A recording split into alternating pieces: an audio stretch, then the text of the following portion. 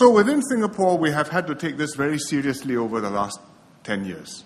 We've acted decisively to counter terrorism. The JI network in Singapore is thoroughly dismantled, and we work closely with our neighbors to capture those who have escaped abroad. And we are watching carefully to make sure that no new groups emerge. We have self-radicalisation. There have been 4 cases so far, detained, that we know of, including the latest one, which was a serving national serviceman.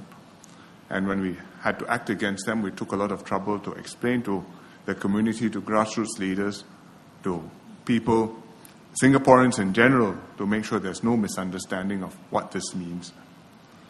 But we have to continue to watch this because it's very difficult to trace self-radicalized cases.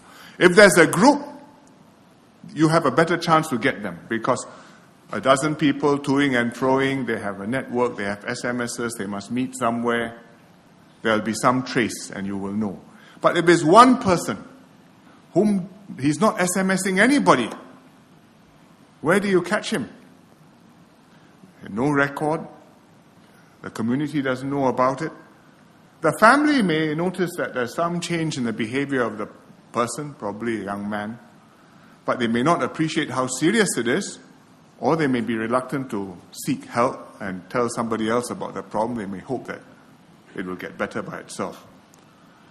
But if any family has such a person, we encourage the family members to look for help from the police and from community leaders so that we can follow up and investigate.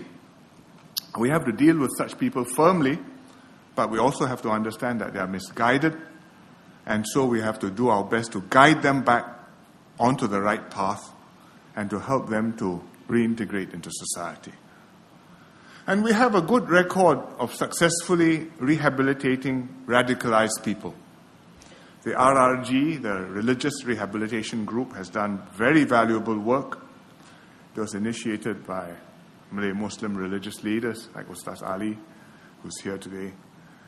And they've conducted many counseling sessions for detainees and the families and helped several of the detainees to come back onto the right path and the correct interpretation of the religion.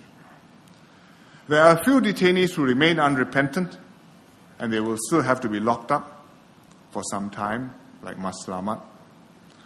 But overall, I can say confidently that Singapore is safer domestically, although we still have external threats.